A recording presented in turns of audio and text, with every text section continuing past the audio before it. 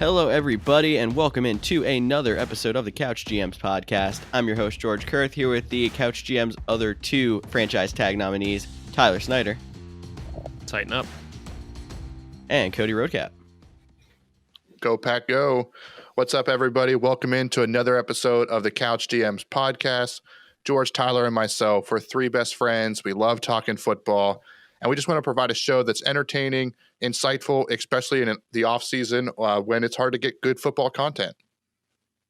Absolutely. And if you're wondering what you're going to get from this show, well, I'll let you know. First, we're going to go over some of this past week's headlines. There are some good ones. We are going to have some fun with it. We're also going to go over some of the offseason outlooks for some of the teams around the NFL. And then we're going to wrap it up with some franchise tag predictions, because the franchise tag window has opened up for teams. So we should see those tag designations start rolling in. And I know you love listening to us on the show, but there's even more content on our social media channels. So you need to find us on Facebook, Twitter, and Instagram at the Couch GMs and get involved on there as well. But with that being said, why don't we jump right on into our show this week and we talk about some weekly headlines. And we've been alluding to this, talking about it for weeks and weeks. It finally happened. Carson Wentz is on the move. He has been traded to the Indianapolis Colts, not the Chicago Bears. But the return was a lot less than we expected. They get a third-round pick in this year's draft and a conditional second-round pick that could turn to a first-round pick in 2022. What are your guys' early reactions on the Wench trade? How does it help the Colts? Or the Eagles get enough back? Just talk to me. I mean, I don't love the fact that Wentz went to the Colts. I know that Wentz isn't the MVP candidate quarterback that he was a few years ago with the Eagles, but at the same time, I do truly believe that he is better than Phillip Rivers. Phillip Rivers was able to lead the Colts to a 10-6 record and a playoff berth. So if Wentz is better than that, then as a Titans fan, I am a little nervous about the Colts coming up. But honestly, it's really funny to me, because I know the rumors came out when they were talking about trading Wentz that they were looking for a Matt Stafford level deal. Now, if you remember, Stafford was traded for Jared Goff and a plethora of first round picks. So it's strange to me that they ended up almost settling for a much lesser deal. Well, I think Carson Wentz played a little bit of a factor into that. There was some rumors out that he didn't want to play in Chicago and he wasn't going to go there. So I think that kind of ruled out Chicago. And then it was pretty much just Indy bidding against themselves. So I do agree. I'm a little surprised on how low the compensation was. But at the same time, that's a huge contract to take on. So maybe when they were talking about the Goff trade, they were more of trying to get out of Goff's contract, just like they were trying to get out of Wentz's contract, compared to receiving as much as they are having to give up as much as they did to get a Matt Stafford. So definitely an interesting move. I think George was actually the only one to predict it a few weeks ago in our prediction show. I think we all agree that we thought it could happen, but we thought Chicago made more sense at the time. I know Tyler mentioned it. He doesn't want to see the Wentz in a Colts uniform, but I think this actually makes the Colts one of the top three teams in the AFC heading into 2021. Yeah, there's been a lot of big quarterback moves, and we all had seemed to like Stafford where he landed, and I like where Wentz landed here. Frank Reich, I think, wanted him, and ended up being that the Colts are bidding against himself, which is why I think the compensation ended up being what it was. That on top of trading that big contract. They just locked him up for a huge money deal last offseason, I think it was, and now trading all that money, that's why you're only going to get a third and potentially a first out of it, and that's it. But I think that was the right landing spot for Wentz. I like Wentz's outlook for the future more now that he's out of Philly, away from that drama, and with a coach that he has proved to have success with as an offensive coordinator, at least before. Absolutely. And you mentioned that huge contract. I believe it's $33 million in dead cap. I think the Eagles have set the record for most dead cap carried for a single player. So definitely a move that it surprised me they moved on so quickly with that kind of detriment to their salary cap. But George, as the Eagles fan, do you think Hurts is guaranteed the starter? I know we talked a little bit last week about the NFC East and the Eagles, but what is your thoughts on them getting a quarterback at 6? How would you feel about that? Do you think it's a legit possibility as the resident Eagles fan here? I am not convinced on a quarterback at pick 6. I really do think they're going to either go wide receiver or maybe linebacker, somewhere in the secondary possibly. We'll talk more about that when we get into some more draft talk. And obviously it'll probably be more clear then. But there's a lot of talk about how there's still going to be some competition for Jalen Hurts in next training camp, but it's most likely going to come from a veteran. And the name that I heard the most that makes the most sense, considering they just got a Colts coach and there's going to be some guys available, is Jacoby Brissett. I think it seems like Jacoby Brissett is one of the top targets for the Eagles in the offseason. He's probably going to come in, compete for the starting job. But I think if that's his competition, Jalen Hurts has got it. He's been working very hard. He's trying to schedule workouts with receivers. He's been working in the sports lab on his mechanics, apparently. And he did actually show some flashes with a pretty poor team last year. So I think Jalen Hurts, as long as he doesn't regress, has it locked up. But there's almost no doubt there's going to be some veteran quarterback brought in at some competition for him this offseason. I wouldn't mind a veteran being brought in and helping Jalen Hurts out. But I think the thing the Eagles really need to focus on is not the backup quarterback. I mean, you drafted Hurts where you did. Let him just run with the job. Let him have his fair shot at taking that job. I think what they need to worry about is wide receiver, because whoever your quarterback is, they're going to need to have somebody to throw to. And we did find out that the Eagles did cut Deshaun Jackson and Alshon Jeffrey. Godwin might be back with the Eagles. It depends if he's willing to restructure his deal or not. But they don't really have that much cap space as of right now. Obviously, there are more releases that can be coming. But as of right now, they don't have the cap space to go get a big free agent veteran. So they could be using that early pick on a wide receiver rather than a backup quarterback. Yeah, and just hopefully they don't mess it up like they did last year. So, and the year before that. So maybe they shouldn't take a wide receiver because they're not very good at it. But picking at pick 6 and getting probably first or second shot at a wide receiver in the draft is hopefully better than them picking in the 20s like they have been. But that's just me being optimistic as a fan. Yeah, I mean, I think the big 3 at wide receiver, I don't think you can miss on. But like you said, we can talk about that more during the draft season. But staying in the NFC East, the Washington football team made some news about changing their name. And guys, they're waiting to 2022, so there's not much news. It's going to be the Washington football team for the 21 season. Do you guys actually think they'll ever change it, or you think they're just going to be like, oh, maybe next year? We're working on it. I heard that the leading team names for the permanent change were Washington Football Team and Washington Football Club. So that gives me plenty of optimism that they're going to actually change their name. The word change does help, but if the change ends up being to Washington Football Club, that's not much of an improvement. But Washington FC would sound a lot better. Oh, a lot better, definitely. I mean, I kind of like Washington FC it. and DC. I kind of like it. Just keep it at this point. I mean, they were absolute garbage coming into the season. They changed their name to Washington Football Team, and whether it was pretty or not, they still did make the playoffs, which is more than they can say the past few years. So maybe it's a good luck charm. Who knows? I cannot keep stumbling over football team for the rest of my podcasting career. They better change it. George, you just don't like being like, the Eagles lost to the football team. Ha, ha, ha. Like, you don't like those jokes. It's okay.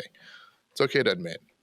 Well, it's like having those fantasy football team names. Like, example I'm thinking of is bye week. Oh, I just lost to bye week. Like that kind of idea.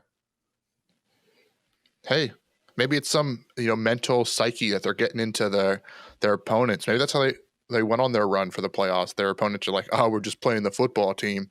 And well, a real team showed up. Well, I don't know if I'm going to call the Washington football team a real team. That might be stretching it. But actual NFL players showed up. So it'll be interesting. A lot of bets will be made on whether they change their name in 2022. But sticking with quarterbacks, I should say, Ben Roethlisberger, his name has been in question. There was a little bit of doubt over the last week if he'd be back, if they were going to try to force some retirement. But it does sound like he will be back. He met with the owner, and they are going to try to restructure his contract back. They want him back. Big Ben is a staple in Pittsburgh. And they also restructured Cam Hayward because they are definitely in some cap issues, which we talked about last week during our offseason outlook. I mean, we all expected Ben to be back. It's just a stepping stone in the process, and it doesn't shock me that a vet like him would restructure to stay in Pittsburgh. It'd be weird seeing him anywhere else. But why don't we hit a little bit of a feel-good story before we move out of our weekly headlines? And we don't have anyone playing lacrosse this week, but if y'all remember back to first game of the season, Thursday Night Football, Andy Reid has a face shield that fogs up because of the cold and rain. That face shield is now officially going to the Pro Football Hall of Fame. So I think they're probably making some kind of ode to 2020 or something, but that was definitely a staple in the 2020 season. It's pretty cool that gets to go to the Hall of Fame. Well, if Andy Reid's face shield is going to go to the Hall of Fame, then I would like to personally make a vote that the kicking net that punched Odell in the face should also be going to the Hall of Fame. Just my opinion. I guess my question is more of like, how are they going to preserve the fog? Are they going to like spray paint like a clear, thick, so it looks foggy? Is it going to be in a room that steams up? Is he going to send all his face masks? I feel like that man wore more different face masks all season than just the one that he couldn't find the right one until he ended up with a little sock one that didn't really fit his face. But are we going to have like an ode to Andy Reid's face mask? Is that a whole exhibit? I got so many questions. I guess maybe we'll have a Couch GMs go to the Pro Football Hall of Fame to see this. That sounds like a lot of fun. I'm in for that. We'll go live show from the Pro Football Hall of Fame. I don't know if the NFL let us do a live show. Maybe the parking lot. Across the street live show. 2 blocks away, but it's still in the background. I think that'll work. If only everybody knew how many times we actually mess up on this podcast. I'd like to pretend like it's all one take, but guys, it's not.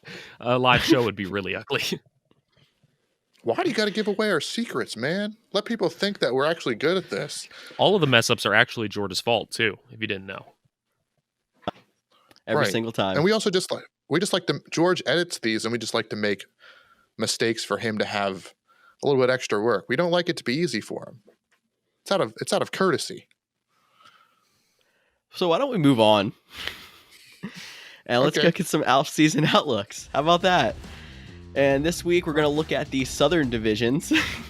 And let's start off here in the AFC South then. And with Tyler's favorite team, just kidding, not Tyler's favorite team, the Houston Texans. Houston Texans have already cut J.J. Watt, and they have a couple of other notable free agents that are coming off the board. Brennan Scarlett, the other defensive end. Jayon Brown, the cornerback. Will Fuller, wide receiver. That's a big one to see where he ends up going. Vernon Hargraves, another corner. And Tyrell Adams, the linebacker. They are in the positive in cap, which is more than some of these teams can say, at $6.2 million. But no first-round pick. And very much uncertainty at quarterback. We don't know where Deshaun Watson's going to go. If he ends up staying and holding out, that's what Cody thinks at least. What do you guys think about the Houston Texans in this offseason? I'm personally really interested in Will Fuller more than anybody else because Fuller had kind of an up and down career. He was the kind of guy that every time he was healthy and on the field, he's putting up fantasy points like crazy. He's helping his team out. He's got that downfield speed that, you know, the Chiefs kind of lay on Tyreek Hill all the time. Will Fuller has that same type of speed. He just had issues with staying healthy. He couldn't seem to really just stay on the field. Now, this past season, he did stay on the field. He stayed healthy all year, and he was one of the better receivers in the NFL. So for them to lose him would be a big loss. I'm curious to see if they're going to be able to find the right contract for him, or after this, having a good year and, you know, seeing the disarray that the Houston Texans are in right now, he might want to leave and go somewhere else, find a better team, and he'll probably get the paycheck no matter where he goes. Yeah, it is one thing to point out, though, that he is still serving suspension. He will be missing week 1 because he missed the last 5 weeks with PED suspension.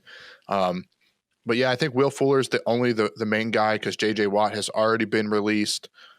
There's some other names there, but this franchise is a joke. They need a complete rebuild.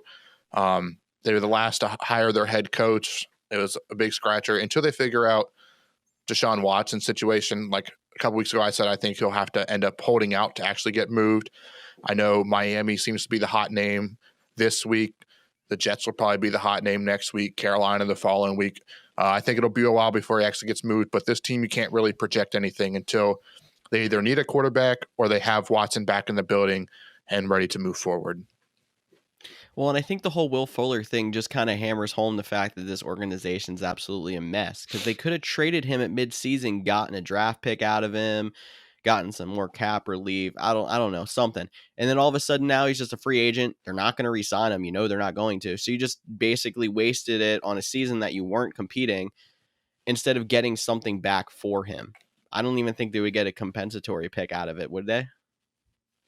Well, Will Fuller might be the top wide receiver in free agency. Depending on you look at, I know Chris Godwin, Allen Robinson might say, oh, wait, look at me. But if Will Fuller signs a massive contract, which he even knows if massive contracts will be a thing this offseason with the salary cap going down, but he could potentially get a third or a fourth compensatory pick. So maybe the offers weren't that great. I know they wanted a first round for him. Some said that the Packers might have offered a second or were considering a second. But that wasn't enough. So we'll see. You think if they turn down the trades, that leads to them at least wanting to potentially franchise tag, but maybe we'll save if we think we'll get franchise tag for a little bit later in the show. That's smart. Well, let's just to the team we talked about a little bit at the top of the show. The Indianapolis Colts, they did just acquire Carson Wentz. I mentioned I think that makes them one of the top 3 teams. I'm still a fan of Carson Wentz despite his rough 2020 season because the Eagles had a lot more problems than just him. But they also have quite a list of free agents plus some retirements. Obviously, Phillip Rivers retired, which makes the reason that they needed a quarterback in the first place. Left tackle Anthony Costanzo retired.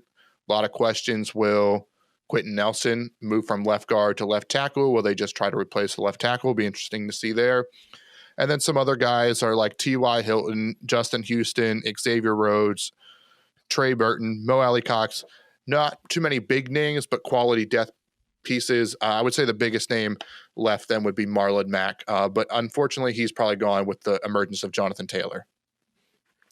I find it interesting as there's a lot of those running backs who have had a lot of success in the past, but have kind of either fallen off or just aren't relevant to their teams anymore that are hitting free agency. And Marlon Mack might even be the leader in that pack. You got him. You got people like Wayne Gallman we talked about last week. But running backs just seem so easily replaced just on the treadmill there. So, I mean, I'm interested to see if Marlon Mack can find a decent money deal. He's getting starting job even next season because I think he is very productive and was very underrated when he actually did play in Indy. I find it really crazy that one person that you kind of just glazed over was T.Y. Hilton. And it's so crazy for, after him being one of the top receivers in the NFL, easily one of the best for years, that at this point we're just kind of like, not a big name, T.Y. Hilton. And I really do believe that it is one of it's probably his last season in Indianapolis. I don't think he'll be back next season. Don't think they're going to franchise tag him, re-sign him. I do think he'll probably get a cheap veteran deal somewhere else, but it's just so crazy to me to see how the mighty have fallen and see one of the best become just a whatever receiver now. No, you're right. I will say I've always been, I'm not going to say a T.Y. Hilton hater. I do think he was pretty talented, but I always just saw him as like a deep threat. I never saw him as, an elite number 1 wide receiver. So maybe that's why, since I was reading the list, I just glossed over him. The dude still has speed. When I think of speed, I think of the Raiders. So he'll probably be out there with John Gruden. Just seems like a match made in heaven. But George, I want to go back to Marlon Mack too. You mentioned all these running backs. Marlon Mack to me seems like a guy that might replace Leonard Fournette in Tampa Bay this year. Take that same approach, go down and play with Tampa Bay, which we're going to talk about a little bit later. But, a guy that can catch the ball, has good running ability, can split carries. I think Marlon Mack is super underrated. Big fan of his. So hopefully he bounces on his feet. But there's so many running backs that are going to be looking for work this offseason. It's going to be hard for any of them to really get paid. And I mean, just to talk a little bit more about these guys, I know you seem to think that they're going to be a top 3 team, but there's a lot of people on defense that you kind of glaze over as, maybe they're not that important, but big names, Justin Houston, I know he's getting older, but still, Malik Hooker, Xavier Rhodes, TJ Carey, there's a lot of people that are difference makers and playmakers on that defense that you're gonna have to re-sign. I get they do actually have a good amount of cap space, $43.6 million. They do have a lot of young guys coming up, but there might be some growing pains next year. They might be weak at some positions that you haven't seen them. Like, that was one of the best defenses in the league, as much as I didn't want to give it credit, and it might not be that high next year. It might be a mid-tier defense. If their offense improves enough with Carson Wentz, it might make up for the difference. But this is going to be a team with a bit of a transition, even more than just the quarterback position. I personally believe that they're going to use a lot of this cap space to try to bring some of these guys back. There are some that I definitely can see leaving, like Jacoby Brissett, T.Y. Hilton, guys you mentioned like that. Maybe even like a Justin Houston, because he is up there in age. I could see Trey Burton leaving, Mo Alley Cox, but I think a lot of the other pieces that you mentioned that are kind of just glossed over on the defensive side, I could see a lot of them being brought back for this cap, but what that means is they're not going to have that much cap left over to go after some of the free agents this year, unless they're able to restructure some other contracts or maybe cut some people that we haven't even mentioned yet. Yeah, absolutely. I think you're on to something. I think they're going to bring people back. They have the cap space to do it. And, the salary cap is going down. We're going to keep saying that. And so I could see a lot of guys like a Justin Houston, Xavier Rhodes, or even guys like Trey Burton and Mo Alley Cox wanting just a 1-year deal to hit the free agency next year, or a 2-year deal for some younger guys. They hit it in 2 years when the number skyrockets because of TV deals, and just stay with the team they're comfortable that they know at and they know that they're going to produce in, so that their value only goes up. It's very true. And why don't we move on then to another team in this division that does not really have any cap trouble, but does have another pretty long list of free agents, and that would be the Jacksonville Jaguars. $82.02 million in projected cap space, 2 first-round draft picks, but still a lot of question marks as well. We obviously know they're in a quarterback question, but a couple other names on their free agent list here that are important. DJ Hayden, Tyler Eifert is definitely out. Keelan Cole, Chris Conley, and Dede Westbrook. That's 3 of their top receivers. Cam Robinson, left tackle, and Tyler Shatley, the center. So a little bit of offensive line as well. Backup quarterback Mike Glennon, who was actually a starter for a while.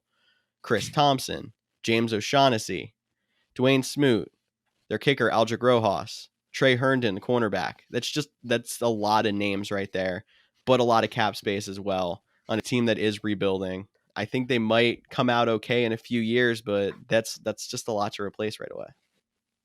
I mean, it's a lot of names, but it's not a lot of big names, in my opinion. I think guys like DJ Hayden, Cam Robinson, that offensive line help. Some of those guys would be really nice to bring back. Otherwise, and maybe one of these receivers, I mean, Dede Westbrook, he showed flashes, but he was never really super consistent for them, as well as Chris Conley. I think Keelan Cole would benefit well from coming back. He's been a staple in that offense, especially this past season. But honestly, I could see them losing a lot of these guys and not thinking twice about it. They have the cap space to go after some big free agents. They have the draft picks to go get some of the top draft guys. I do think they're going to get Trevor Lawrence. So, they have the potential, if they do it right, depending on how well their GM does this offseason, but they have the potential to really flip the script on this team. Now, I'm not saying they're going to be competing for a Super Bowl next year. I don't want it to sound like that. But they can go from one of the worst teams to one of the better teams in the league really quickly if they really utilize this cap space well, especially with a guy that a lot of us project as a franchise generational talent in Trevor Lawrence coming in and really taking this offense to the next level. Yeah, let's just say they have the first and pick and number 25, but really they have Trevor Lawrence and number 25. If the Jacksonville Jaguars don't take Trevor Lawrence, well, they can just, replace them with Alabama from college football. Like, you can't have bad run organizations that won't take Trevor Lawrence number 1 overall. And I'm with you, Snyder. I do think a lot of these names on this list, who cares? Like, I know that sounds super harsh. Like, you hate to root for people not to get paid because, we love this sport. We want players to get paid so that they keep playing and keep putting on a high quality. But really, outside of Cam Robinson, if they all walk, what's it matter? The Jacksonville Jaguars aren't going to be very good next year. Even if they turn it around, like, their ceiling is probably 6 wins. Now, if they get to 6 wins, that's pretty impressive in year one. Yeah. But none of these guys are going to make a big difference to help them get from 6 to 10 wins. And they found a diamond in the rough last offseason in James Robinson, who was undrafted. So at least somebody on that team can scout talent. Maybe that dude should have been the GM. I'm just saying, if you find James Robinson undrafted, but Jacksonville, they have a long way to go. They can make a huge first impression or huge first step this offseason. But they got Trevor Lawrence, Jacksonville fans. You have a good one. Don't ruin them. Don't blow your money. You guys have been the team that have spent a boatload of money on average free agents, and it hasn't panned out. Make sure you're picking the guys you want. Pick the guys that you could potentially see yourself using for years to come, not just the big name because it's Jacksonville. But not too much more other than re-sign Cam Robinson. That's the only guy on this list that I want to see back in Jacksonville. So we'll have to track down the guy who found James Robinson and just remake his resume for him. Just one line, just that, and he's done. He's got a job. I'd hire him. Hey, he can come on the Couch GMs podcast anytime he wants. Absolutely. He can The break invitation down is the entire open. scouting You can- process. Yeah, hit us on Twitter. We'll have you on. All right, guys, why don't we Well- go ahead and move on to the best team in the NFL? Yeah, you heard it. It is the Tennessee The Green Bay Titans. Packers? Nope, the Tennessee Titans. That's right, George. You're coming around. Man, why did you hop on the Packers bandwagon? At least say the Well- Bucks, since they won the Super Bowl. You can at least go with them. Don't say the Bucks, But- George. I know will kick these you from guys this aren't, so call right now. Well, we will go on to the Tennessee aren't. Titans. It's the last team in the AFC South. They have a projected negative $2 million in cap space, so that's always, really exciting going forward. But I do believe that they're going to restructure some contracts, cut some people. They will make some of that money back. But going on to some of their projected free agents, we have Jadavian Clowney. He's an interesting case there. Daquan Jones, Corey Davis, Steven Gostkowski, the unsung hero fullback Kari Blasingame, one of my favorite players on the team, cornerback Desmond King, linebacker Jayon Brown, and all 4 of their tight ends on this roster are available free agents. Anthony Ferkser is a restricted free agent, but Jonnu Smith, Michael Pruitt, and Jeff Swaim, all projected free agents, so they definitely got to make a move at tight end somewhere. Hey, you're not wrong. They definitely need to make a move at tight end, just because I know this will kind of irritate you a little bit, and we'll have a little bit of fun. But, if they just cut Kevin Byard, they'd be back in cap. They'd be good for the cap. So maybe they should just do that so he can come to, I don't know, Green Bay, or maybe go home to Philly. George, I'll help you. You help me. I like it. I'll take it. Oh, yeah, that makes so much sense. Yeah, the Packers are struggling with cap, right? We'll just get rid of Aaron Rodgers. He's making too much. We'll just get rid of him. Hey, He's we got old, Jordan past his Love. prime. Come on now. Okay, I'm not gonna go. I'm not going there. We're gonna Kevin go Byard back. definitely. He didn't play up to par this past season. He was one of my biggest disappointments on the Titans, and I was very upset that he didn't play up to par. But at the same time, he's still a very good young safety. I think he'll snap back. It's just a bad season for him. But guys, Jadavian Clowney is a guy that I don't see coming back to the Titans at all, but I think he's one of the more interesting free agent cases because he's a former number 1 overall pick. When he was with the Houston Texans originally, he looked really good. He played super well. He was one of the best defensive players in the league, had some injury issues.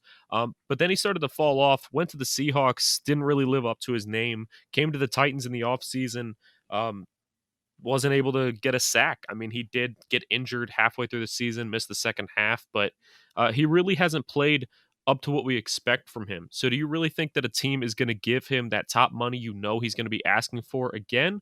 Or do you think he's going to eventually have to, hold out or settle? I think that because of cap situation as well, he's not going to see the big money deal, but he might get a good mid-tier deal for a single year because of the name and because they know he could break out. A team that might want him long-term but wants to see it could end up being like what happened with Alshon Jeffrey in the past, where he gets traded on the last year of his deal, but then restructures his deal mid-season if they see that he's breaking out. So you could see him sign somewhere for a couple $1 million, and then re-sign mid-season if he starts to turn it around. But I don't see him getting big money, and he's going to have to do a prove-it deal again. Yeah, I can definitely see Jadavian Clowney actually coming back to the Titans, but whatever team he actually goes to, I think his deal will be, a low base salary but high incentives. So whether it's $6 to $8 million, potentially gonna double that up to it, and especially like a team like the Titans that need pass rush. I think he already has the connection with Vrabel. He did spend most of the season injured. He wasn't there for any of the offseason programs, even though it was limited in 2020. I would like to see them bring him back for maybe another 1 year, $8 million deal that can be worth $16 million if he has double-digit sacks and makes the Pro Bowl or something like that. I think Clowney makes a lot of sense to stay in Tennessee at least one more year. And well, I think Clowney's kind of been that guy that's been Clowney's been that guy that's been avoiding the preseason, I think, for a long time. Like, I feel like he held out 2 years ago, and then last year he didn't sign until right before the regular season started. Maybe that changes now that he's actually trying to get on people's good sides and get that long-term deal. I don't know. We'll see. So some other guys that we haven't really talked about that I definitely think deserve mentioning. One, I know I mentioned a little bit about Kari Blasingame being the unsung hero, and he really is. If you go back and look at some of Derrick Henry's biggest runs over the past 2 years, you can see Kari Blasingame as his lead blocker, really creating some great separation, pancaking defenders. He is a phenomenal blocker. Hopefully the Titans can bring him back. I think it'll help with Derrick Henry's success. Jayon Brown, he's not a guy that's going to light up the stat sheet with sacks or anything along those lines that normally you might look at as a fan in your linebackers. But he is a very, very good coverage linebacker. He plays the pass game very well. He's one of the fastest linebackers on the Titans roster, and he's able to really play the tight ends. So getting him back would be a huge add. Jonnu Smith is one of the top tight ends in free agency talked about. There's potential the Titans could franchise tag him, but we'll get to that later. But the guy that I really want to talk about is Corey Davis. He is such an interesting case. He was the 4th overall pick by the Titans a few years ago. He was expected to be this like next big thing receiver. Obviously, I had a lot of faith in him. I have his autographed jersey up on the wall. And he really didn't come out and look too good as a just primary number one receiver. However, the Titans never really had another receiver to spell him out. I mean, you think about it, Tajay Sharp, Rashard Matthews, they weren't worth taking the coverage off of Davis. He was getting double, triple teamed every game. Once we added AJ Brown to the roster, and this year especially, the coverage started shifting more to AJ, and AJ had the skill set to still beat double coverage. Corey Davis in one-on-one has really taken a step up, and he has really shown out, and he has had one of his best years of his entire career. And I would love to see him return to the Titans, but I think he's going to have a hot free agent market, and I can really see him leaving to another team for a big contract. Yeah, I think I mentioned it last week how Corey Davis is right up there with Juju Smith-Schuster for, they're not going to be number one wide receivers. They're just not. That's not their game. That's not their play style. But it's worth on some teams to have a solid number 2 or a 1B, if you want to call it that. So I do think Corey Davis will have a market. I actually think it might be. I think Juju's name recognition will get him the bigger contract. He's the TikTok famous. He has more of the following. The media seems to like him more. But that might get him less of a following too, because I mean, if you have the potential to sign a 1B that is dancing on logos and acting like an idiot, or you have a 1B who's just quiet and focuses on his game, which one would you rather pay the money to? So you could argue either way, honestly. Yeah, a GM might say Corey Davis, where an owner says Juju Smith-Schuster because he'll sell jerseys, he'll sell tickets. So that'll definitely be interesting. I do think Corey Davis it will be a fun name to watch. I do want to get your opinion, since you are a resident Titans fan, on one other guy, Desmond King. You guys traded for him mid-season. Kind of seems odd to trade for a guy that you're going to let walk, half a year rental. Do you think the Titans will bring him back? I know he is one of the most entertaining punt returners. Plus, he's a pretty good slot returner or slot corner, I should say. Personally, when we made that trade, I was ecstatic because the Titans defense obviously took a huge step down this season as compared to previous seasons. Now, you can make the argument that the reason the defense is so bad and the secondary looks so bad is because we don't have a pass rush. You can only expect the corner, no matter how good they are, to cover for so long. But another big reason that the secondary looked so bad this season is because of the loss of Logan Ryan. Logan Ryan is one of the best slot corners in the league, hands down. Fight me on it. He is just all over the stat sheet. He is all over the receivers. He's great. He's a playmaker. And losing him and not having somebody to fill in that role, like, it was evident. Once we traded for Desmond King, the secondary really got a lot better. The slot receivers that we went up against in the second half of the year had a tremendous downfall in production as compared in the first half of the year. So to answer your question, I really hope he comes back. And honestly, I think he has a role. It depends on how much they're confident in Adoree Jackson and Christian Fulton. If they really like rookie Christian Fulton, he can play slot. They might get rid of King and let Fulton stay in the slot. That's also if they like Adoree Jackson. If Adoree Jackson leaves, then Fulton will move to the outside. King would stay in the slot. If they like both of them, I could see King leaving. But at the same time, Malcolm Butler's only got a year left. I think that their faith in Adoree Jackson is really starting to dwindle down. I definitely think they're going to keep Desmond King. They're going to find a way to keep him. And honestly, I think Desmond King wants to stay in Tennessee as well. He really meshed well with the players. George, you got anything to add? I know Tyler's been talking a lot about his Titans, so I think we're going to have to Titans. move on. But I'll make sure you don't have anything left for the Titans. No, I think he covered a lot of what I wanted to say too, especially about Corey Davis. So I can lead us into the NFC version of this show. NFC South, first team on the board, we got the Atlanta Falcons, and they are in a little bit of cap trouble. They're in 20.83 under the cap. You got some quarterback questions. We don't know if they're going to stick with Matt Ryan, but I think we all seem to think they're going to for at least one more season. And they have a couple of key free agents. They got center Alex Mack, Todd Gurley, Keanu Neal, who may be a franchise tag candidate. We will get to that later. Bleedy Ray Wilson. I know that's Tyler's favorite corner in all of the league. And kicker Younghoe Koo. So where do you guys think the Falcons are going to go to try to get under the cap? How do you think they're going to be competitive next year with a new coach and that high draft pick at number 4? Yeah, I think this team, has offensive pieces to be competitive. I think the running back will be an interesting thing. Will they bring Todd Gurley back? He had a strong first half of the season, but his knee, his health really slowed him down in the second half. I think Brian Hill is also a free agent, so they're definitely going to need to look for a running back at some point. Obviously, they're not going to take one at 4. There's no running back worth being taken at 4 in this draft, or pretty much any draft. You shouldn't take a running back in the first round. I think running back's a big need for them. And then on the defensive side, their defense can't get much worse than what we saw last season.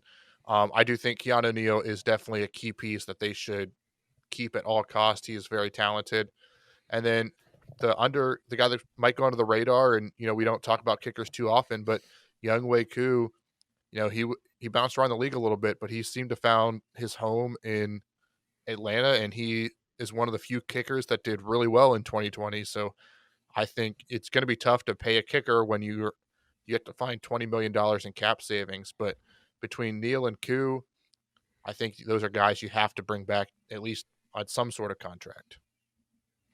I couldn't agree more about making sure you keep Keanu Neal. Like you said, he is such a rare talent. I think, especially with that defense already being poor, if you let a guy like him go, it's going to take an even bigger collapse. And you have a new head coach coming in Arthur Smith, and I don't think you want to give that coach, especially an offensive minded coach, that bad of a defense that he's not going to be able to really do anything with.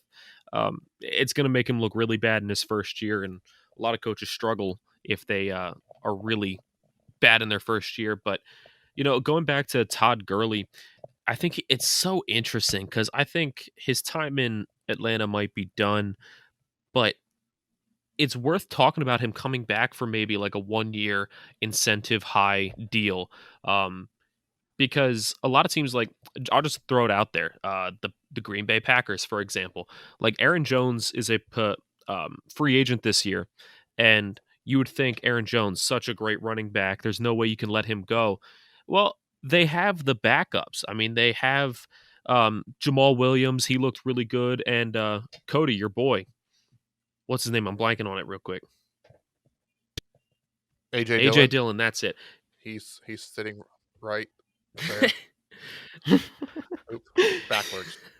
There. Okay. Yes, AJ Dillon. I'm really bad at pointing. AJ Dillon and Jamal Williams are the backups Quadzilla. there for Aaron Jones. So I could see a team like Green Bay letting a big name running back go because they have the backups. Where Atlanta, I mean, after Todd Gurley, you mentioned Brian Hill and there's Ito Smith. Like, they've never impressed me. I've never been like, yeah, you can rely on those guys. And even if you want to go with like a 3-headed system, there's games that Atlanta won offensive games and they only ran the ball like 4 or 5 times because they didn't have a running game. So I think it's so interesting, especially with, like I said, an offensive-minded coach coming in. I could see them wanting to keep that big guy in Todd Gurley for maybe one more year, but I gotta say, I hate to say it because Todd Gurley is such a good running back that I think his career is ending quickly. I am one of the biggest advocates of Todd Gurley you'll find. You guys know that. I was on the bandwagon his last year in LA when they just weren't using him enough, and I was all in this year when he started off hot, but that knee started to catch up to him. And now I'm saying I think there's better options even on free agency for them to go out there and get that top running back rather than even keeping Todd Gurley. We talked about Marlon Mack earlier in the show. He might be an option to go there. He can be at least most of your carries guy. You might see him go for a Wayne Gallman, or you might see him draft someone in the 2nd or 3rd round of the draft, like Cody said. You're probably not going to find him at 4, but you're talking about keeping the defense strong by getting Keanu Neal, trying to get something else in there with pick 4, and then you go out there and get a running back that might have stronger knees than Todd Gurley. With what they've already got on that offense, the team could turn around quickly. And as much as I'm an advocate of Todd Gurley, I just think there's better out there. Yeah, and to the complete opposite, I am not an advocate for Todd Gurley. I thought he was a great player those first couple years in our home fantasy league. We had a lottery style, to get the number 1 pick. I got it. I said got Todd Gurley. He definitely was a talent, but I think his health has caught up to him. He's a guy. It's going to be so interesting to watch unfold because of how limited the cap is. He could not be on a team at the start of next season. He could be up there with Adrian Peterson and Frank Gore, who still want to play, but they've been in the year too many years, so their veteran minimum is high. He could be a guy that doesn't play for the first 4 weeks, and then a team's main running back goes down. Like, for example, if Saquon goes down again, like we saw with Devonta Freeman this year, then maybe Todd Gurley comes in. So I think he'll definitely be an interesting pick. And maybe they do take the Browns approach from when they had the number 1 pick. Obviously, Atlanta doesn't have the number 1 pick, but they took Baker Mayfield and then went right in the 2nd round and got him Nick Chubb. That seemed to work out. Maybe they go for a guy like Justin Fields or Trey Lance in the 1st round and then get Travis Etienne in the 2nd round out of Clemson. So those are some just different options. I think Atlanta has the offensive pieces. I know Tyler's a big Dean Pease fan for the defense, that they got him out of retirement, almost building a little Tennessee. Can even be Tennessee South since you're already in the South? It sounds kind of weird, but I guess that is geographically more southern. Tennessee NFC is what it would be. All right, Tennessee NFC. I like that. So the Atlanta Falcons are Tennessee NFC. Say that say NFC, that Tennessee. 5 times fast, and you will stumble just as He bad can't as even I say am. the sentence after it. Well, that's just me. Everyone who listens to this podcast knows I have the worst sentence structure probably on this planet Earth. So, man, if you're a free agent running back, aren't much better. If you're a free agent running back and you've watched Devonta Freeman and Todd Gurley, 2 top name running backs in Atlanta, just die. You've seen running backs just go to Atlanta to die. Would you even want to go there at this point, especially if you're up there in age? If you're desperate for a shot. maybe like a guy like Wayne Gallman. I know George has brought him up, but he's not super up there in age. He has some experience, and he's shown that he can play pretty well in the absence of Saquon Barkley. So maybe he wants an opportunity to be, I'm not going to say the lead back, but the number one, the guy that gets 15 out of 25 carries. So, definitely a place to watch. There is a running back that I'm actually more interested to see his free agency than any other running back just because of his out of nowhere exposure onto the scene this season. And it's going to take me right into our next team. So let's go ahead and move on to the Carolina Panthers. And that free agent, which we'll go over the other free agents for this team, don't worry. But that free agent running back is Mike Davis. I mean, the guy was just a backup to Christian McCaffrey. Nobody cared about him because he wasn't Christian McCaffrey. And then McCaffrey gets hurt, and Mike Davis became one of the best running backs in the league, and he was consistent. It's not like he just had a couple good games and, he's there. No, every game he was heavily relied on. The sole feature back, and he dominated. He was great. There's rumors of the Carolina Panthers trading Christian McCaffrey to the Texans in a package for Deshaun Watson, which is just a crazy rumor. I'm sure it won't happen, but there's that. Plus, McCaffrey hasn't been able to stay healthy this season. You got to wonder with the amount that he's been worked if he will be able to stay healthy in the future. I try not to worry about that. But at the same time, I think Mike Davis is a must sign for the Panthers. But after this good season and the amount of teams that need a running back, he could be a hot free agent. Yeah, you make a great point. He was so consistent, not even on the field, but, fantasy football, which obviously the NFL teams aren't saying, we need Mike Davis because he won our analytics guy's free agent, our fantasy Why league. not? I know. Hey, maybe that's how some teams are built. You never know. But yeah, Mike Davis, he's an interesting one there in Carolina because he only really does have one good season. And in that season where he played really well, he did still slow down the last 4 weeks. I mean, the whole Carolina Panthers offense slowed down. That's fair. But a part of it was because Mike Davis wasn't as productive as he was the first 10 weeks of the season. But I just go back to, it's so hard for running backs to get paid. And this year especially seems like there's so many maybe even low tier, but low to mid tier running backs. Some of these guys are going to be taking veteran minimums and putting up 800, 1,000 yards next season. And Mike Davis could easily be one of them. Mm-hmm. And we've seen other running backs, even like we were mentioning in the last, team we were talking about here. Devontae Freeman was struggling.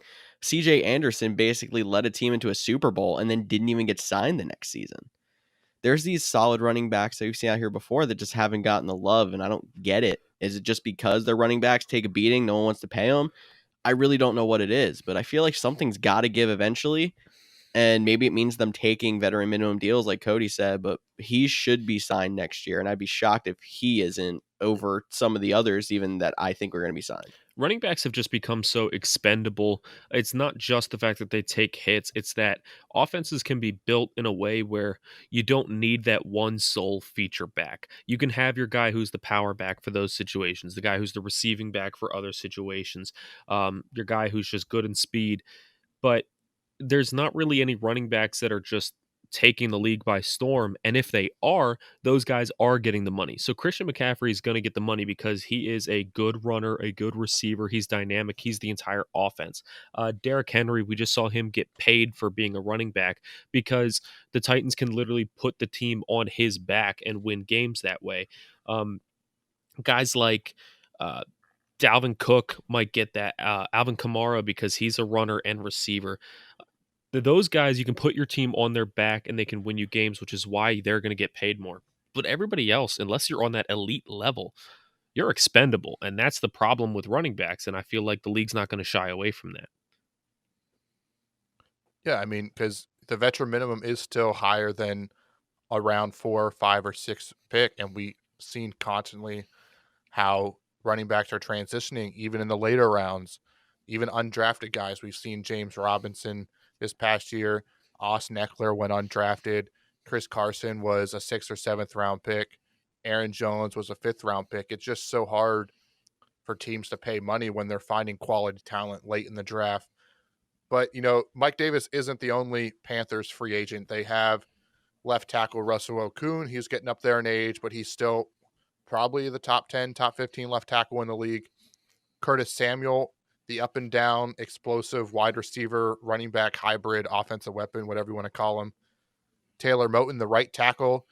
He's one of the top right tackles in the league. He'd be a must sign for me. Joey Sly, their kicker, another kicker who is a younger kicker, but he's been pretty much consistent. He had just like everyone, he had his misses this year, but he has a really strong leg. And then the veteran Tahir Whitehead at linebacker. So their defense was pretty good for last year. I think they only lost 7 of their losses, I believe. It might have been 8 were by 1 score or less. So it's not like this Carolina team is really that far off, despite having the 8th overall pick. You mentioned it at the top with the Christian McCaffrey rumors. They're in the Deshaun Watson sweepstakes, but those rumors are crazy. McCaffrey in 3 first rounds. Not saying Deshaun's not worth it, but that just seems like a lot for a team to give up. So I think if they don't get Watson, they're probably going to go quarterback. Now, whether they have to trade up in the draft or if they can sit pat at 8. I know when we did our quarterback preview, I mentioned Mac Jones, the Alabama quarterback who's middle of the round draft grade right now, but they worked him out at the Senior Bowl. So that's a guy I have my eye on for them. I do like Teddy Bridgewater. I think he's a consistent game manager, but there is truly nothing. There's nothing special. There's no wow factor about Teddy Bridgewater. So if they decide to move on, I understand it. But again, another team eating a veteran's quarterback's dead salary cap. These teams are almost trying too hard to find their right guy, that they're just throwing money at a quarterback and then a year later passing on. I think Bridgewater they get some more pieces around him, help build that defense, just let them develop, work on their management skills. I think this team, I had them in the playoffs this year. Obviously they didn't make it, but if they get half those wins that were by 1 score next year, they could be fighting for that 7th wildcard spot. So I do like the Carolina Panthers outlook going forward. Not too many huge free agents. And outside of the offensive line, everything else can fall into place, even if they let a guy like Mike Davis go. Definitely. I think, just shore up those bookend tackles right there, or maybe you go for 1 second round of the draft or whatever. I know it's not as hit because you're probably taking quarterback with that 8th pick. But that's the big thing. Just see if the quarterback thing sorts itself out. And I think Tahir Whitehead might be a good re-sign as well, just because you obviously lost Luke Kuechly a couple years ago, and you're not going to have any talent like that. So keep the talent at linebacker, get your sure tackler out there. But no, they're not that far off. I was an advocate for them at midseason, saying that they were a borderline playoff team, and everyone thought it was crazy. They did fall off, but they're really not that far. I think they're 2 years away. I think that this next year, draft your developmental quarterback, draft your guy who's not ready to just jump right into the league and start, draft the guy that needs a year to sit behind a veteran, and that veteran can be Teddy Bridgewater for 1 more year. There's nothing wrong with Bridgewater that you can't rely on him for just 1 more year. You have the Saints that I feel like are going to start taking your step back, especially with their huge cap hit. We'll get into that in a second. Drew Brees retired. I don't see Jameis Winston or Taysom Hill really stepping in and performing to the level that Drew Brees has for the past few years. The Bucs, they have Tom Brady for 1 more year, and then he's likely, hopefully done. I gotta say, I'm just ready to see new faces there in the league. So I think there is a big window in that division, not this upcoming year, but in 2 years. And like we said, the Panthers are not that far off. They can definitely get there by that point. So I think they're going to be dangerous in 2 years. But, I hinted towards it, so let's just go ahead and move on to it. The New Orleans Saints, they have some free agents, but the big thing to talk about is their cap. They are projected a nice negative $69.5 million in cap space. They're going to have to find a way to find money somewhere. The free agents they have: tight end Jared Cook, guard Nick Easton, defensive tackle Sheldon Rankins, who was one of the top free agents just a few years ago, cornerback PJ Williams, free safety Marcus Williams, quarterback Jameis Winston. I could see them bringing him back with Drew Brees leaving, but apparently they have a weird obsession with Taysom Hill, so we'll have to see what happens there. And shout out to the local guy, middle linebacker Alex Anzalone. He is from our area of town, George and I's area of town, and I did actually get to play against him in high school football, so that was an experience. It's cool to see him in the NFL. So shout out to him. He's also a great linebacker. Guys, these are some big names on free agency, no cap space. Your GOAT is leaving. What do you do if you're the Saints? I find it very interesting that quarterback is not kind of more of a point of need in their needs. I mean, cornerback, I can get it. You need some pass rush. Wide receivers, because after Michael Thomas, you don't really have much. But because Jameis Winston's a free agent, you kind of got to look at, are they going to stick with him? I think they should. Are they going to go with Taysom Hill? I guess they must have a lot of faith in Taysom Hill for some reason. Or are they going to go out and try to trade for one of the vets, which they haven't been in the talks? I'm kind of shocked because I feel like they still have a window. If they get a veteran good quarterback in there, they could still compete for years to come.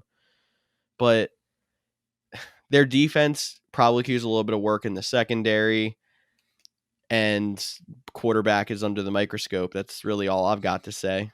Getting under the cap, that's going to be tough. They might have to make some cuts, maybe some restructures. You might see people like Michael Thomas going through a contract restructure after a little bit of a struggle year just to try to help the team out. They did have Drew Brees restructure before his retirement to try to take some cap hit off from that, but they're obviously so far under, it didn't even matter. Yeah, I think priority number one is somehow figuring out how to get under the cap. And I think the Saints are going to have to lose some big names. Just briefly looking at the cap numbers from over the cap, guys like Marshawn Lattimore, Quan Alexander, those are big names on that defense that was pretty good last year. If you cut both of them, it sounds like a lot. You save $24 million, but that's only 1/3 of what you have to do. And those are two big names to already get rid of. So they're going to have a lot of work. I think they should bring Jameis Winston back. That is my personal opinion. I think he should be the guy. But I've always been, I guess, a Jameis Winston supporter. I know Tyler and I went back and forth when Jameis went 1 and Mariota went 2. And then it would be who was the better quarterback. And I was always a team Winston guy. He was a Mariota guy, even though he likes to say it's Mariota, but we all know which one it is. Mariota. That is how you pronounce it. Just saying. Mariota. So but at the same time, I don't know how they're going to be able to sign Jameis Winston with all this money they're going to have to. There's going to be the New Orleans Saints that we've known for the last 4 years will not be the New Orleans Saints we see next season. And strictly because of how much they've pushed out people's contracts for the salary cap, trying to get that final win with Drew Brees,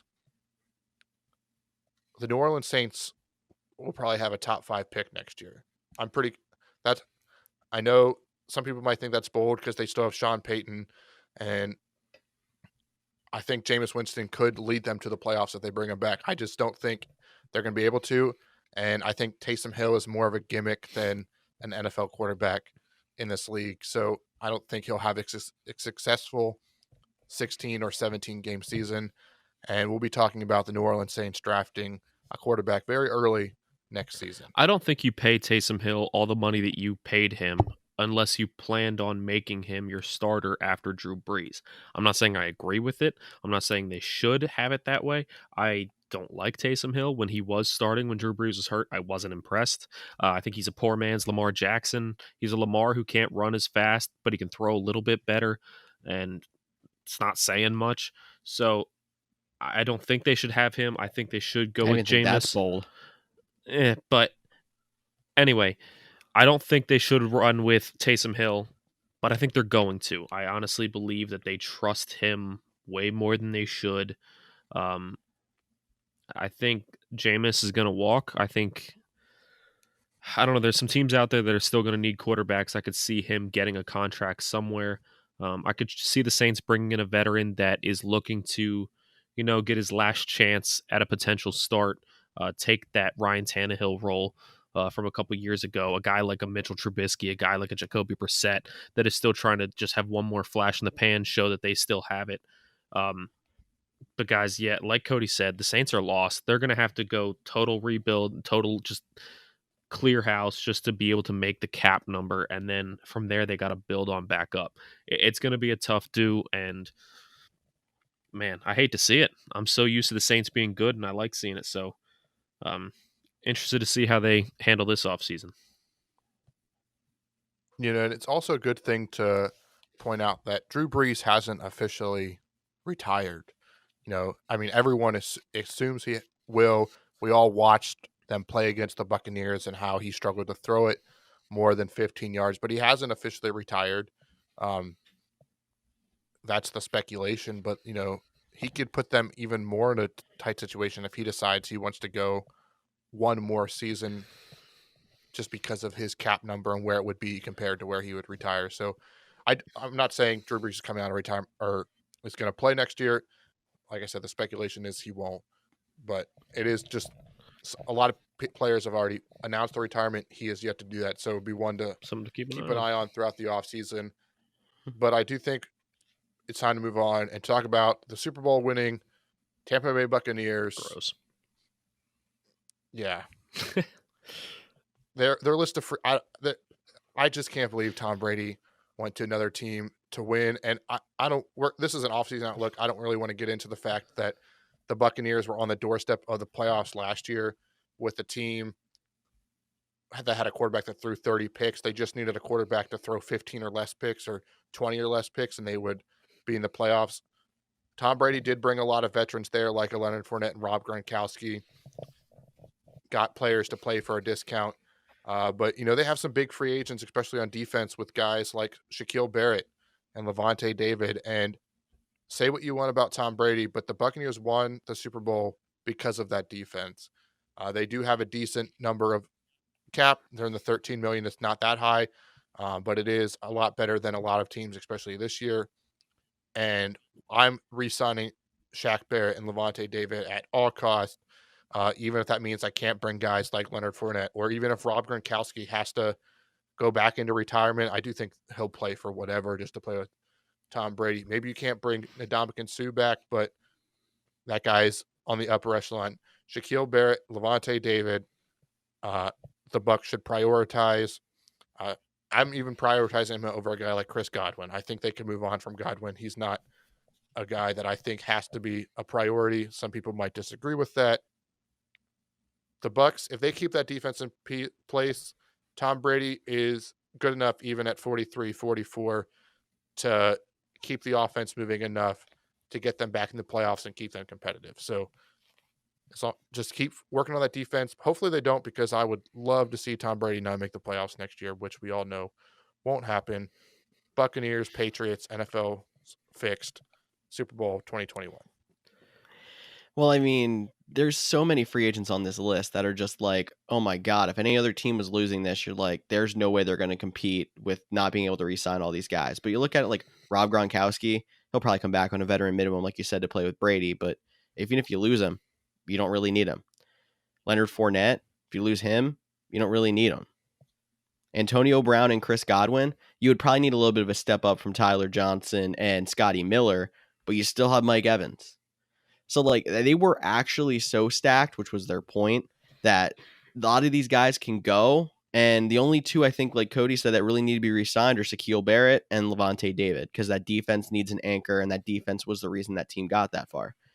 But you're also going to see a lot of people that are veterans that want to go for their last hurrah, go there and play with Brady because they think he can take him to a Super Bowl and go on discounts. So you're not going to even see them have to use that $13 million cap that much to get some guys that are going to fill in the Leonard Fournette, the Antonio Brown, even the Rob Gronkowski, because everyone's going to follow Brady looking for a title. So they're going to be fine, actually. We saw that on the Patriots for years, that guys would just come to the Patriots because they just wanted to win a title, and it worked a lot of times. Yeah, I mean, Shaq Barrett, he can just not get re-signed and go to the Titans. It's fine. I guess we'll take him. No, but in all honesty, guys, I find it really funny that we're like, maybe Gronk can squeeze out one more year and not go into retirement. When at the same time, he's like, we said it earlier in the year, he's the same age as Travis Kelce. It's just like, it doesn't seem real because we're not talking about Travis Kelce about like, maybe he has one more year. We expect Travis Kelce to be around another 10 because he's playing so well. And yet Gronk, we're like, maybe he'll stay out of retirement for a year. It's just crazy to think. But as far as Chris Godwin, It's that whole mechanical arm. Yeah, and now it's gone though. But now it's gone because he had that year to rest. So who knows? He could go another 5. Gronk smash. He only has a mechanical arm because he's been spiking the ball too hard for years. If he would stop spiking, his arm would be fine. But as far as Chris Godwin, I'm actually one of the biggest fans of Tyler Johnson. Nobody really talks about him, but I think he's a really dynamic receiver. I love what I saw out of him this year. He just didn't really get the chance to play much because of that depth chart. Scotty Miller started the year really hot, and talking smack that he's faster than Tyreek Hill, just stop it. But he started the year really hot, and he ended up getting kind of replaced by Tyler Johnson later in the season because Johnson was playing that well. So I think that they could basically just outright replace Godwin with Tyler Johnson, and they would be fine there. And Scotty Miller still offers that quickness, that change-up kind of receiver. I think you're right. I mean, Godwin is a big receiver. He's going to be one of the top free agents on the market, but I think they can move on from him and be totally fine. 100% agree with you. Yeah, I'm not saying they will. I mean, they can use the franchise tag to keep him.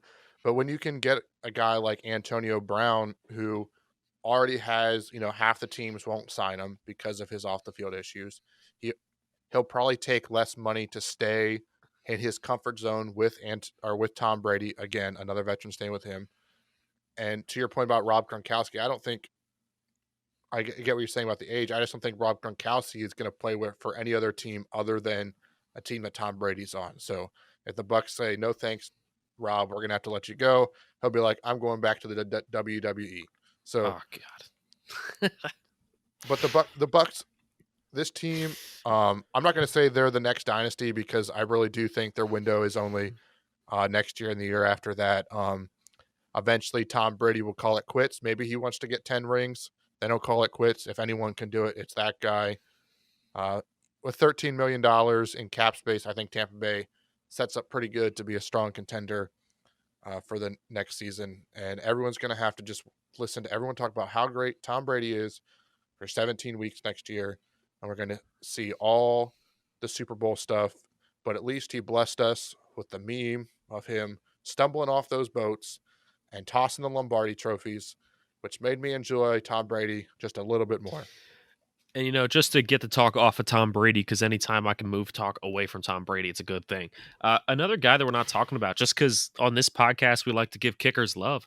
Let's talk about Ryan Suckup for a sec. I mean, he's not a strong-legged kicker. He's not a guy that you can rely on for the 50-plus, which is kind of what we expect after seeing guys like, Joey Sly with the big leg, but after seeing guys like Justin Tucker for years making these 60-yarders, making them look easy, Brandon McManus kicking these deep ones, it's kind of the thing you expect. But I think in the recent NFL, if you talk about just the last few years, kickers have been so bad accuracy wise that honestly, I don't need my kicker to make 50 plus. I just need my kicker to make field goals. And Suckup is one of the most accurate kickers under 50 yards in NFL history. And he proved that again this season. He was very accurate, very consistent. He was very reliable. So I think Suckup could be another hot commodity on the free agent market just because so many teams are struggling with kicker. You need him in Tennessee. You need a 2-kicker Bring him roll. back again. Gostkowski, 50. Yeah, bring him back. Gostkowski, 50 plus. Suckup, under 50. Oh, you guys aren't we'd be set. We'd be good.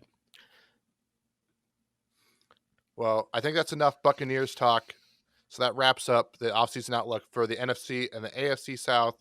Like we mentioned at the top of the show and have been hitting all throughout it, we're going to go through the franchise tag predictions. PFF put out an article of every team's potential franchise tag target. Not every team had one. We're pretty much just going to go through the list, say if we think there will be tagged, we don't see them being tagged, maybe have a comment here or there. You can find the PFF article on Twitter. Maybe we'll retweet it on our Twitter account. You can follow us at the Couch GMs. But let's just get it started with the Arizona Cardinals. I think this one's going to is one of the most intriguing options. Hassan Reddick, he had a breakout season after being quiet his first 3 years in the NFL. The cap number for the franchise tag for linebackers, as I'm trying to pull it up and talk at the same time, is just over $14 million. It's a little steep in a cap year. Do you guys think Hassan Reddick gets tagged, or they move on, or they just work on a deal or hits free agency? What's your guys' thoughts?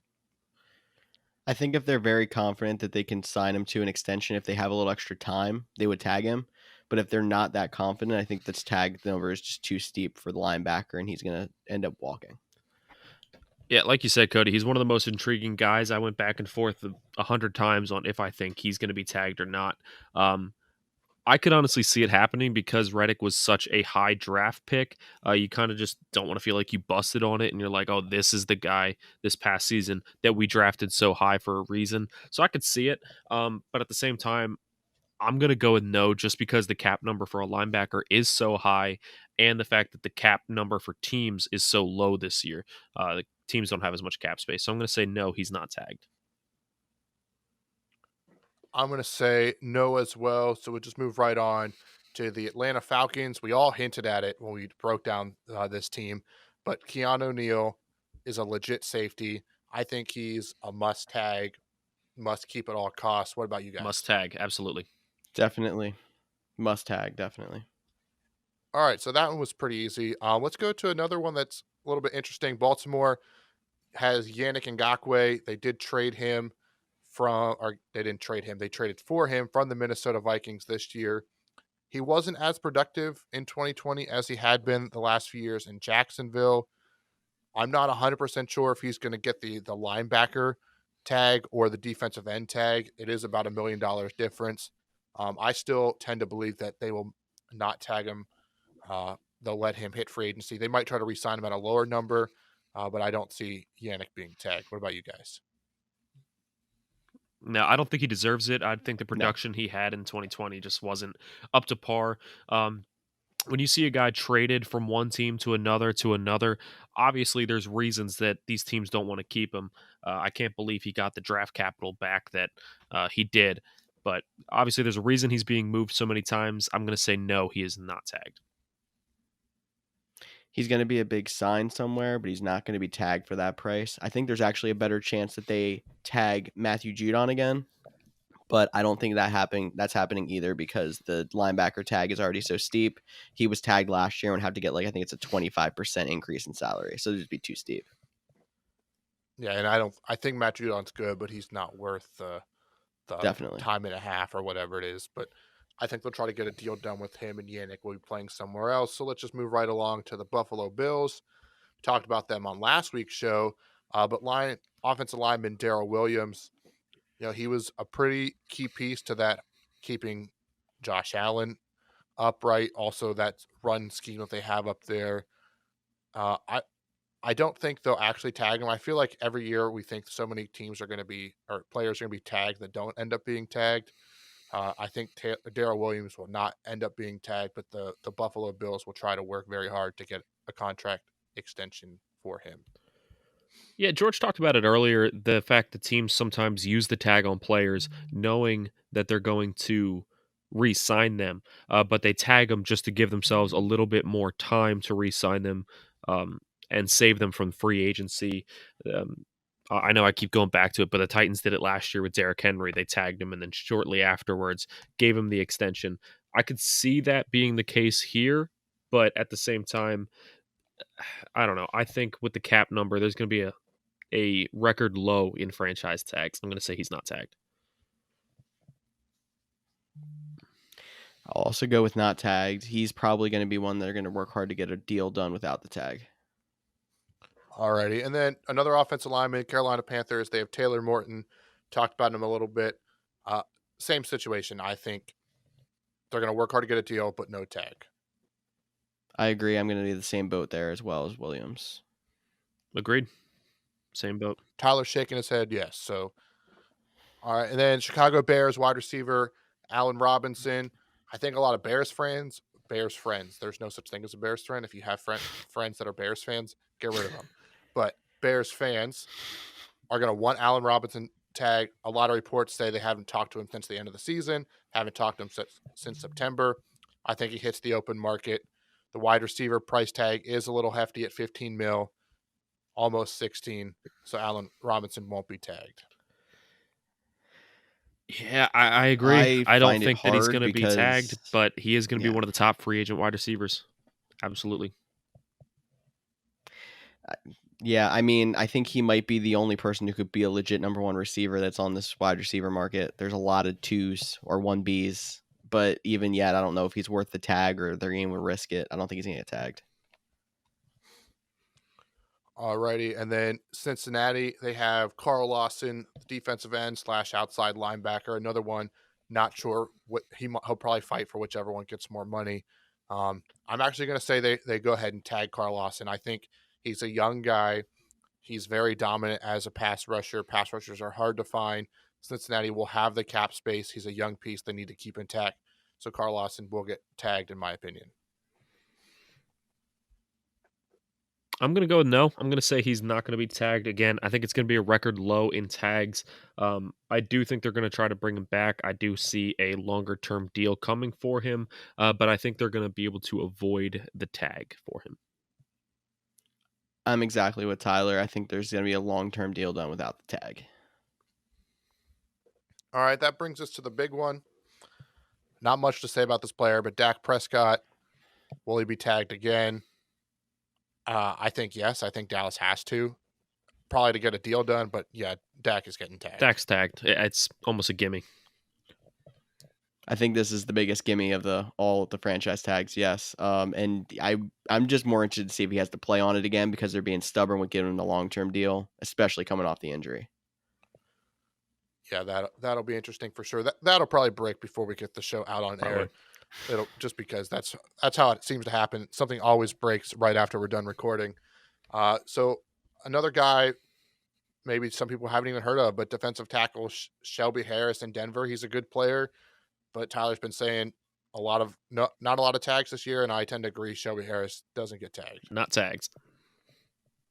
Not tagged. Alrighty. Interesting one in Detroit. We got Kenny Galladay, the wide receiver. Hotel Galladay Inn is a favorite fantasy name. Matt Stafford was on the move. Is Kenny Galladay on the move? Do you think he's getting tagged? What's your guys' thought? I've been saying record low in tags, but I'm actually going to change it up here, and I'm going to say yes, he does get tagged. I mean, the tag for a wide receiver. Whoa! I know. I gotta keep you guys on your toes. Wide receiver tag is $15.8 million. It is very steep. I think it needs to be some of the best at receiver if you're gonna be tagged. But I think he is one of those guys, and especially with you bringing in a new quarterback on the team, you want to give him some weapons. You don't want to bring in a guy like Jared Goff just to fail. So I think you're going to want to give him those weapons. Kenny Galladay is a phenomenal weapon as long as he can stay healthy. I'm going to say, yeah, he gets tagged. He's the only guy I think on the market that could actually come up talent-wise with Allen Robinson, and I don't see him even getting close to hitting the market. I'm also going to say he gets tagged. Well, I guess I'll be the oddball and say he doesn't get tagged. Just don't think they'll pay the $15.8 million for him. Which brings us to my team. I am heartbroken. I love Aaron Jones. I don't think he's going to get tagged. I want him tagged so bad. It's only $8.5 million, which seems like a steal for a guy of his caliber. But the Packers are in serious cap issues, have a lot of cuts they need to make. Maybe long shot, tag and trade. But if they're planning on keeping him, they'll just re-sign him. But I think he'll hit the market. I got to agree. I think that he's not going to get tagged. I think that he is going to hit the market. I talked about it a little bit earlier, and of course, we haven't gotten to the Packers yet. But I do think that with A.J. Dillon and Jamal Williams in that backfield, as much as I love Aaron Jones, and I think he's a phenomenal running back, I don't think they necessarily need him. And I think because of that reason, why pay a guy that you don't need? I took the words right out of my mouth, Tyler. I think there's a better chance that they have A.J. Dillon and Jamal Williams carrying that backfield next year than Aaron Jones getting tagged or signed combined. Well, just Jamal Williams is also a free agent, so they'd have to bring him back, but he would probably be I think significantly cheaper Yeah. than Aaron definitely because Jones he's been a would. backup. Yeah, I think Jamal will stay. And then a guy guess we'll have to wait and see when we talk about it next week. But we talked about this guy a little bit, Will Fuller, on this episode. He does have a 1-game suspension. Houston has all kind of issues. I think he has to be tagged if they have any hope of keeping Deshaun Watson. If they move on from Deshaun Watson, absolutely, there's no way they tag him. They're just going to fully blow this thing up. Definitely. I don't see them doing anywhere right now but rebuild. So Watson's gone, Fuller's going to go, and I still think they're dumb for not trading him for some draft capital midseason. Man, if they don't trade Deshaun Watson and they don't tag Will Fuller and he doesn't sign, I mean, we talked about it earlier. Fuller might have a good market, so if he doesn't get tagged, he might be gone because why would you want to stay on that team anyway? But Deshaun Watson's already not happy with that team. You get rid of one of the GOATs in the league in DeAndre Hopkins, and then his number 2 weapon, Will Fuller, goes the next year. Man, Deshaun Watson has zero chance of playing this year if they let him go. That being said, it's still the Texans. They're still going to mess this up somehow. I think that they're not going to tag him, especially not for that number. I think they're going to try to get him a deal, maybe a shorter term deal, 2, maybe 3 years, but I'm going to say no, he doesn't get tagged. We're all on the same page there. The next guy, I'm not going to lie, when I read this name on this list, it made me chuckle. Maybe it's just because I live in Central PA. I don't know how Nelson Aguilar is even being considered for $15.8 million, how PFF put him on that list. That's a hard pass for me. Heck, I don't even know if they'd bring him back on a 1-year veteran. Well, they'd bring back a 1-year veteran minimum, but like, would they give this guy $8 million a year, let alone 15? So hard no on Nelson Aguilar for me. I'm not even answering that question. Even if they tried to throw a franchise tag at him, he would drop it. So, I mean, there's no point in giving it to him. Yeah, drop Alar. I'm going to say they're going to hard him, pass. Unlike Aguilar. Hard pass. Okay, so that one was probably the easiest one of this whole list. Hunter Henry is next for the Los Angeles Chargers. Interesting name. This one's tough for me. I'm gonna say no, but I could see it happening. I want to see Hunter Henry go somewhere else, get a fresh start, hopefully have a chance to stay healthy. So for that reason, I'm going to say no. I'm going to say yes. The guy who's saying is going to be the most no's ever, I'm going to say Hunter Henry does get tagged. Mainly the tight end number is $9.4 million, almost 9.5. So it's really not that high for a good pass catcher, especially when you compare it to the wide receiver of 15.8. And that's what Hunter Henry is. He's not known for being a blocking tight end. He's known for being that pass catcher. The issue with Hunter Henry is that he can't stay healthy, but you know the talent that you're getting with him. If he can stay healthy for one more year, prove it, I think he will be a long-term asset, especially when you have the young guy, Justin Herbert. He needs that safe check-down guy, that safe guy that you can rely on, and that's what Hunter Henry is. He's a very, very talented guy. I'm going to say they keep him on the tag. Alrighty. Interesting. Tyler, once again, is different and says a guy's going to get tagged. Don't see that very often. Different. The next guy is the other Los Angeles team, the Rams safety, John Johnson. He's in the same boat as Hunter Henry. I don't think it'll happen. I could see it, but with the cap situation this season, I think they'll pass on franchise tagging John Johnson. Same. I think they're going to pass on him. I really like John Johnson, but yeah, I agree. They're going to pass. Alrighty, so that brings us to the New Orleans Saints safety, Marcus Williams. He's a good player, but I don't see how the Saints are giving anybody guaranteed money. We talked about With what that money? just a few minutes ago. They have no money, so no franchise tag. No, absolutely. Someone wants to gift them the defensive back tag money. Yeah, sure, then maybe, but yeah, there's no gifts in this league. Again, another easy one for us. The New York Giants, we talked about them last week. One of the names I was a big fan of was Dalvin Tomlinson. I think he's going to be tagged. He's one of the guys I look for to be tagged. You don't find disruptive interior defensive linemen that actually make a difference very often. So I do think they'll keep him around. He was a guy that teams tried to target at the trade deadline, and the Giants were a hard pass, like we're not trading him. So that tends to believe that they want to re-sign him, and they'll probably tag him, hope to get a long-term deal, but at least get him for one more year. Yeah, I think that Dalvin Tomlinson will not be tagged. I do agree that I think they're going to try to go after re-signing him for a few years, but I don't think that he's going to get the tag. Yeah, I think there's more of a chance of a re-sign there. If there is a tag, it's going to be a tag and sign, but I'm going to go with no tag. Already staying in New York, we got safety Marcus May. Big fan. I'm going to tag him and try to re-sign. I'm going no tag again. Again, I just honestly believe that with the cap situation this season, the Jets have a lot of moving pieces going on. I just believe that there's going to be ideals elsewhere. They're not going to use the tag on him.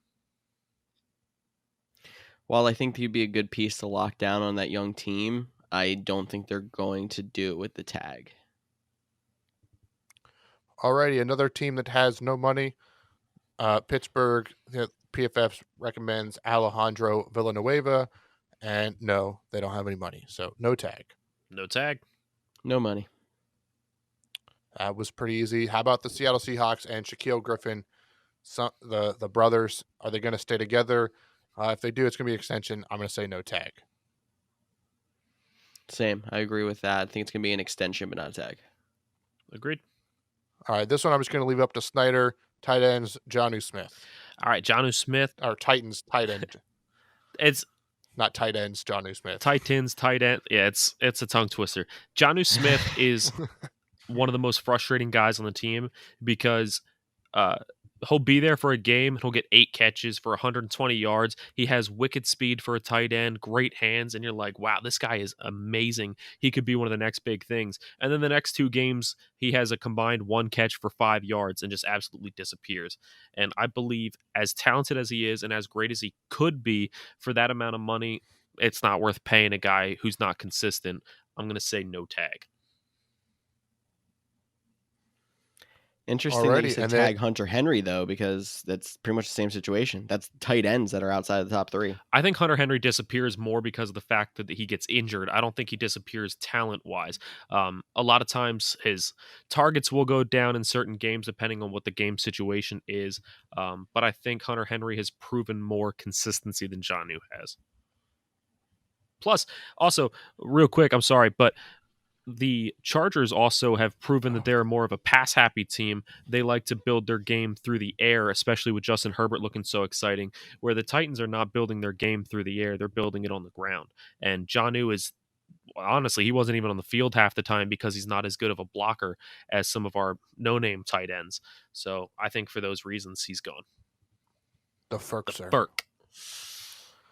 Love the Ferk. Alrighty, we got one more team on PFF's list. It's Ronald Darby, the corner. No. Nope. I'm surprised he's even on the list. No, I actually have Washington tagging Brandon Sheriff, not Ronald Darby. I think they're going to keep the offensive line together. That makes a lot more sense, George. Mm-hmm. Maybe you should write for PFF one day. We did actually miss one, Cody. One day PFF will buy the Couch GMs. We did miss Chris Godwin for the Tampa Bay Buccaneers. I don't believe that he's going to be tagged. We both just agreed that I think Godwin is going to be gone. So I'm going to say no tag for Godwin. Same. I'll be the one who goes out there and says Godwin gets the tag. I really don't know why, but I think it's because they're just going to try to keep all the weapons around Brady and go all in for 2 more years. Yeah, I mean, I could see it happening. One other team that, PFF didn't have on their list said no one was going to tag worthy, but I wouldn't be surprised. New England Patriots tend to use the tag quite often. They have a lot of cap, and either Joe Thuney or David Andrews, 2 key pieces on their offensive line, wouldn't be surprised if one of them end up getting tagged. And Cody just threw out 2 more guys that weren't even on the list. So I'm curious if any of you listeners out there have some people that maybe we didn't mention, maybe your favorite team has some guys that you think should be tagged. Please let us know, comment. if there's any guys that we talked about already that we either said should be tagged or shouldn't, if you agree or disagree, let us know. Get involved on social media, guys. Trust me, this podcast will be a lot more fun for us and for you if you get involved.